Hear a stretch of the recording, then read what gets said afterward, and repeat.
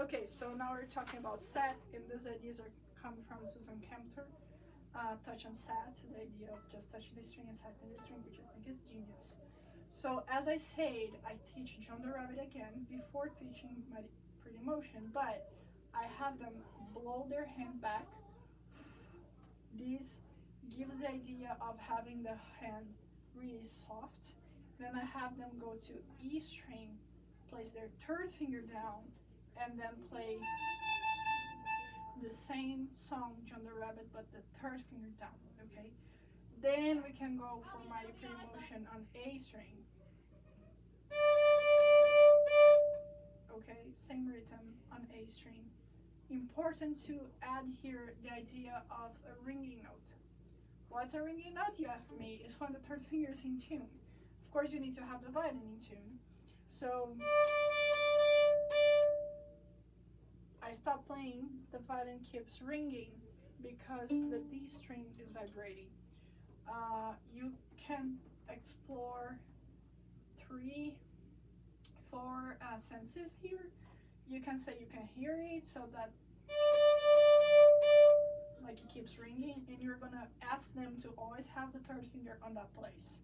Okay, if you wanna put the line down, it's fine, but explore the listening more than the visual. Okay, because they need to be reading at some point.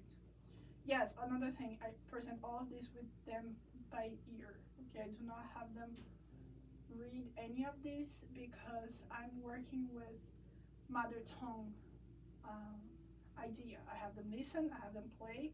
After they know how to do that, they start reading. Okay, I can use exactly the same book, go back like here's it is.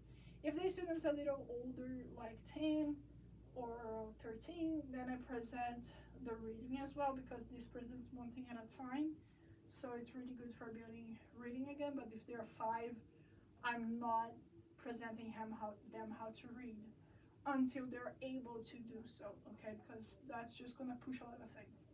Going back to ringing notes, so that ringing is the listening. You can explore visual by having them look right here on the string, and then when you play, they're gonna be looking at this string right here, they're gonna see vibrating. You can explore touch by having them touch this string, and then you're gonna play third finger on A, and they're gonna feel it vibrating. So that was visual, that was sound, that was touch. Wow, you can smell it. What's the 5th sense?